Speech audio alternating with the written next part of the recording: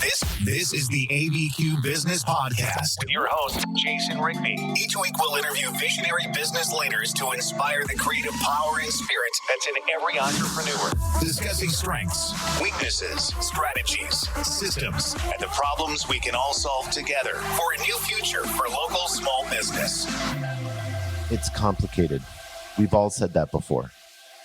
But is it really that complicated? Today I want to talk about self-care. I want to get into specifically how we can put that into our lives, how we can make a self-care plan. Also, I want us to understand that our time is our life. Our time is our life. So what is self-care? How do we make it not so complicated? How can we be that person that is able to, when we go out into the world, we're able to go and bring peace and humility and service and amazing leadership? How does that work? Well, first of all, you have to understand what self-care is. It's a continuous act that happens daily that promotes physical, mental, and emotional health.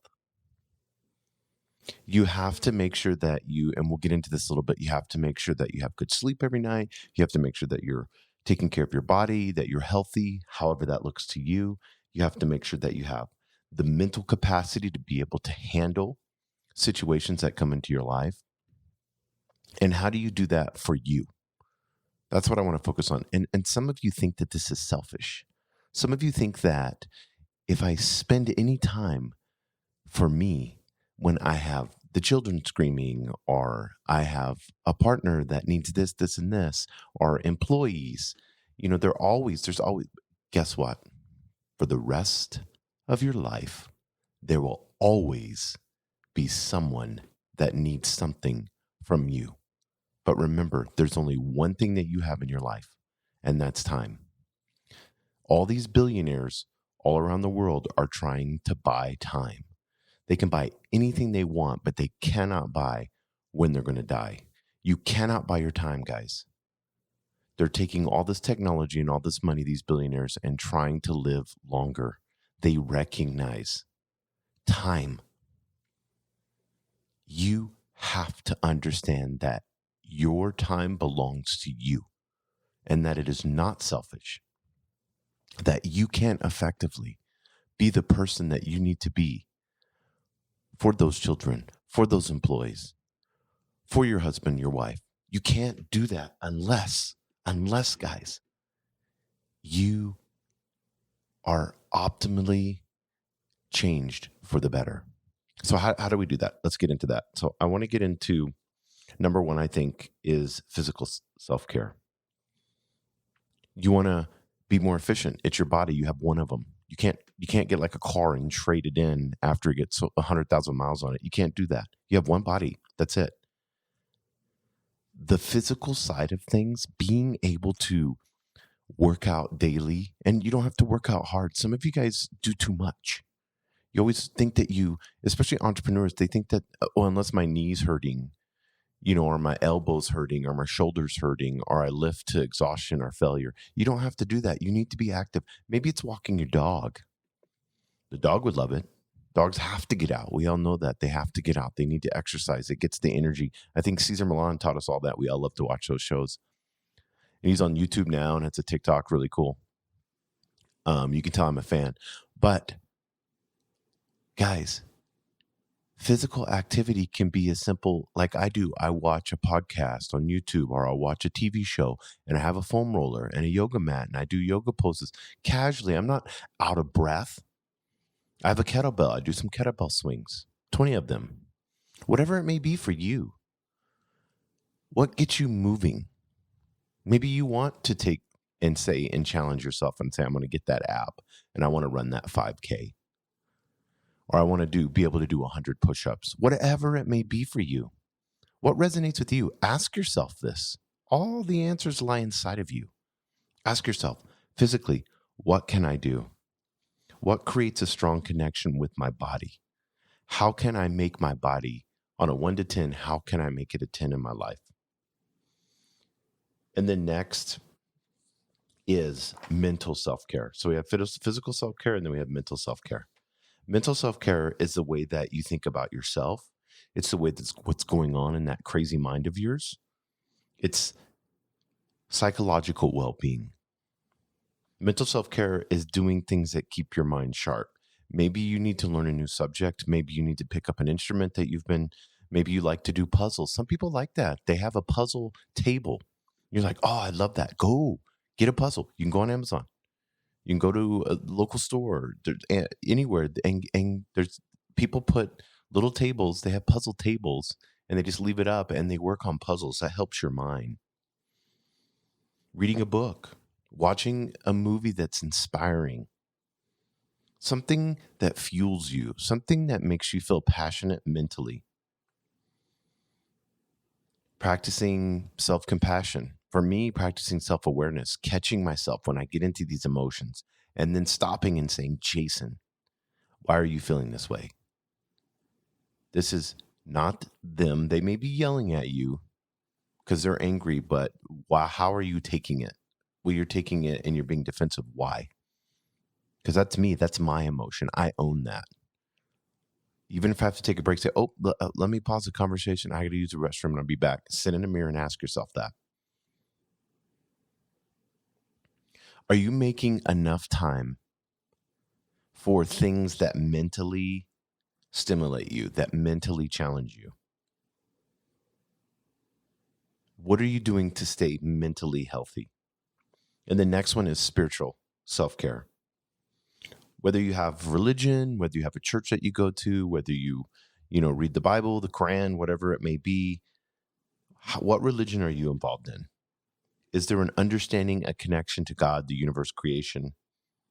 Whether you enjoy meditation, whether a lot of you enjoy going to church on Sunday, whatever it may be, you need to do that. Prayer, small groups. Spiritual self-care is important. I love the small groups that they have where women will get together or men will get together and then they can openly share, things that men are struggling with or women are struggling with. Those are so important. What questions do you ask yourself spiritually? How often do you think about that? Is there spiritual practices that you can do daily? 5 minutes of meditation? It's so hard for me to meditate. I'm telling you guys, it's probably one of the biggest things that happens to me that I'm just like, okay, I'm sitting here for 30 seconds and I'm dying. But I've learned over time, I use a candle and then look at the candle and allow, just stare at the candle in a dark room so I can just focus on the flame. That helps me a lot. It's like Takarta or something like that, meditation. They have different names for them. I pray a lot. I enjoy that. I read a lot of religious books, different types of books, whatever it may be. And just because you're a Christian doesn't mean that you can't read about some other, religion or whatever it may be. I've read the Bible. I've read, a lot of spiritual books. I'm reading about Sufism now, which is mystical Islam. And some of you are like, Islam? What terrorist? No. You need to understand different cultures, understand different people, understand that just like there are some crazy fundamentalist Christians, there's some crazy fundamentalist everything in the world. There's some anarchists that make great points. And then there's crazy anarchists that are throwing bricks through shop windows. Do you get what I'm saying? We all know that. There's always the 10% that gets the news. It's always these crazy groups that get the news. When in actuality, you have, whether it's Judaism, and there's Kabbalah, the mystical part of Judaism, whatever it may be for you spiritually, find that. And then next is social self-care. Socialization is key. You have to have relationships in your life.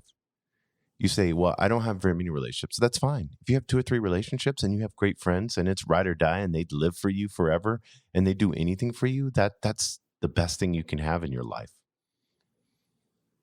Close relationships, you have to make time and energy for. Now, if they're draining you and you feel drained after you get and they're not there to support you and help you, then guess what? You need to end that relationship. And I've talked about that before. Social media is not a relationship, guys.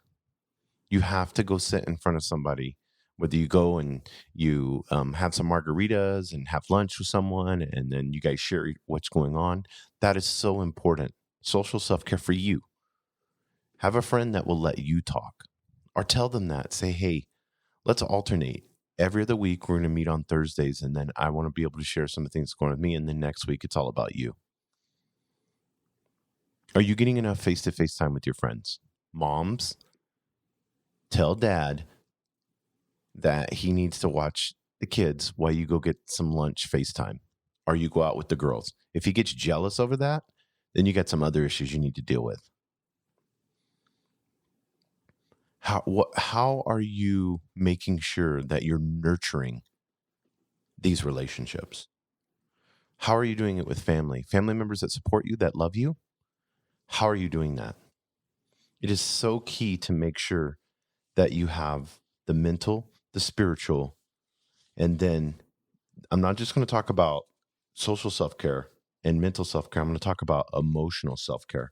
Now, emotional self-care is something that a lot of us, we think about it and we say, well, what's the difference between mental and emotional? Emotional is making sure, like I said before, that you're being self-aware, that you're understanding where those emotions come from. Get some books on neuroscience, how emotions are made. There's all different ones. You'll be shocked to understand how your brain works with emotion. This fight or flight stages that we have in our life. And, our brains have been literally millions of years we've had to, fight on the savannah and run from cheetahs and everything else. And now we're in this world where everything's provided for us. But our brain says, no, no, no, no. Humanity's only, I've been doing this for millions of years, and humanity's only been doing this for a couple hundred years. So, even when you go back to the early 1800s, guys, people were starving to death. People were they were dying early. Now we have anything we want at our disposal. We can, we don't have to go hunt for our food or starve for a week. We're not hunter-gatherers anymore, but our brain is used to that. Understanding that and knowing those triggers that are those emotional triggers that are in your head will help you out tremendously. So I mean, many of you may have read, and maybe you've read articles on Psychology Today, but I kind of want to give, they have an article of, and it's called Self-Care, 12 Ways to Take Better Care of Yourself. So I kind of wanted to go over those with you guys so that you can understand specifically some of the things that you can do to better take care of yourself, because self-care to me is probably one of the most important things that you can do personally for you. Like I said, it's your time. It's your life. You have one. So number one is make sleep part of your self-care routine. And I'm glad they put that number one. So many people don't get enough sleep, or you're getting not good sleep. Make your bedroom the most important room in your home. Some of you have it messy, you have it dirty, it's not beautiful. Make it like a palace inside. Whatever you can afford. Maybe you can go to Ross and you can buy new sheets. Whatever it is that you can do to make that bedroom a place that's welcoming, where you want to go to sleep. Put art up. Whatever you need to do to accomplish that, I'm telling you guys, will revolutionize your sleep. If you will take the time to put beautiful paintings, whatever it may be. I have black and white pictures because I love fog and, different animals and stuff like that. And then I'm always changing out, the sheets that I have. I try different mattresses, different mattress pads, different pillows, cooling ones, heating ones. Try it.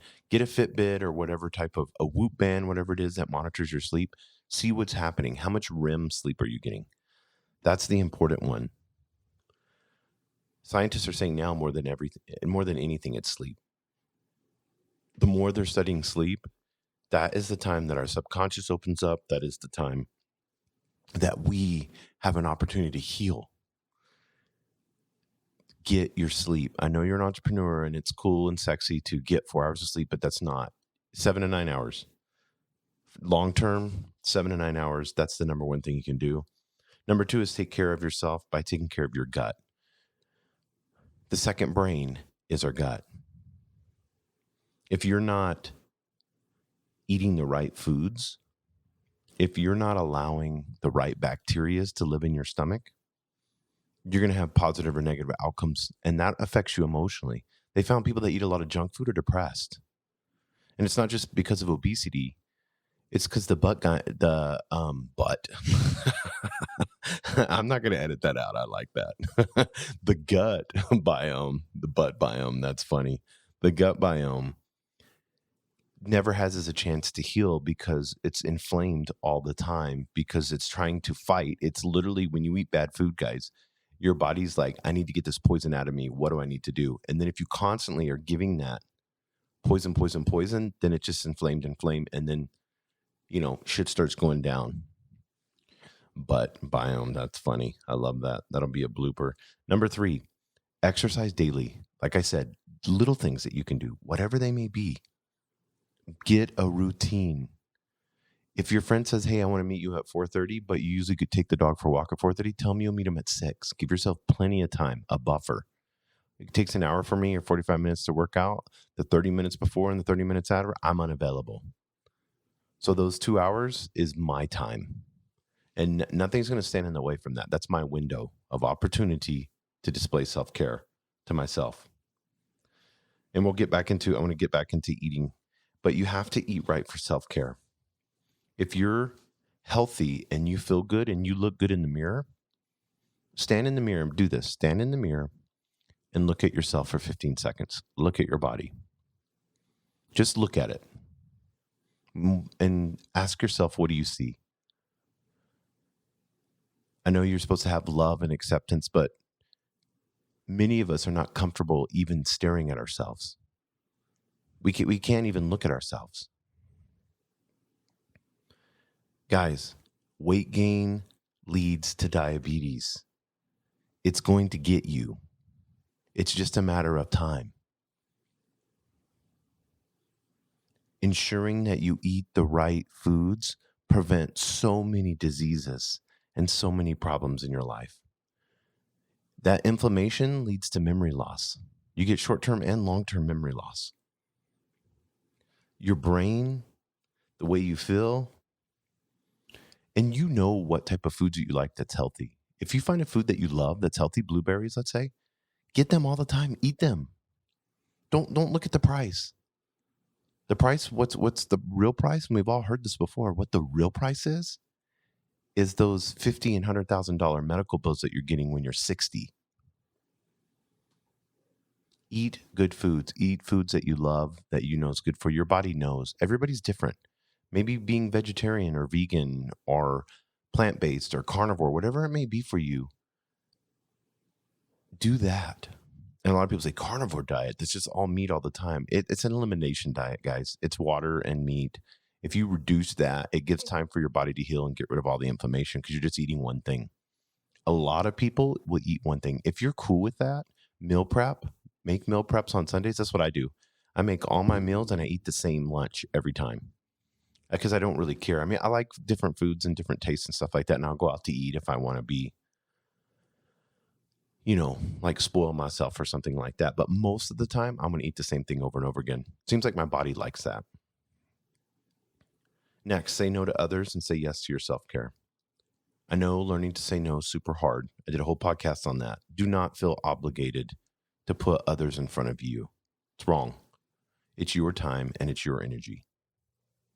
If you're stressed out, if you're overworked, and then you turn around and say yes to a friend or a loved one, you're giving them bad energy. You need to go take that anxiety, take that irritability, work it out. However you do that, whether it is going to church on Sunday or whether it is, going for a walk with your dog or doing yoga or whatever it may be, go do that and then meet with that loved one or friend. It takes a little bit of practice to say no, but I guarantee you it'll free you up. You're going to feel more self-confident and you'll have plenty of time for self-care. Next is to take a self-care break. Guys, we've learning this with COVID, how much more peaceful it can be when our schedules are a little bit cleaner. Take breaks. Give yourself that morning of 2 hours. you don't have to do it every day to go on a hike. Give yourself that lunch afternoon to go with your partner and go out and have a 3-hour lunch and have a couple drinks and relax and talk about what's going on and feel like you don't have to go back to your business. Take breaks, guys. Go for drives. Some of you like to drive. Go for a 45-minute, an hour, 2-hour drive and think. And when you think of a great idea or something's coming up that you need to address, use your Bluetooth and you can use notes if you have an Apple phone or whatever you have, and you can just, write that out. And then when you come back, get 3x5 cards out and just write all those ideas down. Some of you, and I had somebody share this with me the other day, they were like, how can you be single, Jason? Aren't you lonely or whatever? And it's like, one of the big things that you can have is pets. Pets help you. They provide companionship. They're unconditional love. I know I did a whole podcast with the not-for-profit that helps with helping dogs and helping heroes. It's the title of the podcast, and I encourage you to listen to that. It's a great organization. It will help you out tremendously to understand what it is for someone, especially with PTSD, and then to be able to have a dog that's trained to be able to help them with that. And it's helping these veterans. And I don't want to get into that too much, but I encourage you to listen to that amazing organization. And it's right here in Albuquerque. Service dogs help with that. There's lots of different things that you can do. Maybe you can get involved with a not-for-profit and help out. That's self-care. It gives you the ability to feel like you're giving back. This to me was one of the most important ones for me personally, was taking the time for myself to get organized. When I'm organized and I have everything together and I don't have piles or closets full of stuff, I've simplified my life. In the last year and a half, I've gotten rid of probably 70% of the things that I've had. I've downsized, not because of lack of income or any of that. Those things have all increased. It's just I know for myself that when things are in place and I don't have a lot of stuff that I have to worry about, I know that my brain is functioning where it can think and be creative. So that motorcycle that you have, that old car that you have, that tractor that you have, that boat that just sits there, anything you buy requires maintenance. Anything you buy requires time. There's a commitment to it. So if you're looking around that big house you have, whatever it is, there's always something that needs to be fixed. Now, if that gives you peace and you like to do that, go for it. But we have too much stuff in America. We live for all this stuff, and then we're making all these little payments, and then we wonder why we don't have any money or we're not saving a lot for retirement to be able to do the things that we really want to do. You can live a lot simpler than you think, and you'll be happier. Trust me. Cooking. Some of you need to take the time to cook your meals. Enjoy the process of cooking. Some of you love that. It's going to be better for you anyways. Healthy meals, you can cook them, spend 20, 30 minutes, have fun in the kitchen, put headphones on, put a show on, whatever it is that you love to do, and cook. Read a book. Guys, take the time to read books. Put the phone in another room and charge it. You're going to have withdrawals at night to go to bed. Don't have a TV. Don't have any electronics in your beautiful palace, in this hotel room. Some of you have the ability to turn your bedroom into this beautiful hotel room. That's amazing. Do that. I have my bedroom's it's nice. Whatever that means that you can do. Like I said, you can go to Ross and buy clearance paintings. Make your room nice. Don't have it with piles of stuff and a computer in the corner. Get the computer out, get the TV out, get your phone out. You can take a book, and I guarantee you after 5, 6, 7 pages of a book, you'll be out. Schedule your self-care time. Guard it more than anything. Develop a self-care plan that's daily and weekly. Take the time to do that. And each of you are going to be different. If you're an entrepreneur and you're super busy in your business, you may have 30 minutes to exercise and 20 minutes to do this or whatever. Or maybe you're retired and you have 8 hours or 10 hours or 12 hours. Whatever it is for you, you need to customize it for you. What's good for an old guy that's retired and he can take his dog to the dog park for 3-4 hours in the morning and 1 or 2 hours in the evening, and he's got all other guys are going there because that happens, and then they're talking and there's friends. That's perfect. Discover what you're neglecting and focus on each of these aspects in your life and create a plan for change. When you focus on your needs and you focus and gain control of your time, imagine the freedom that you have. Imagine that feeling that you would have when you are intersecting with other people in your life, your employees, the people that you're in charge of as a leader, and you've done all these things. You've exercised, you're eating clean.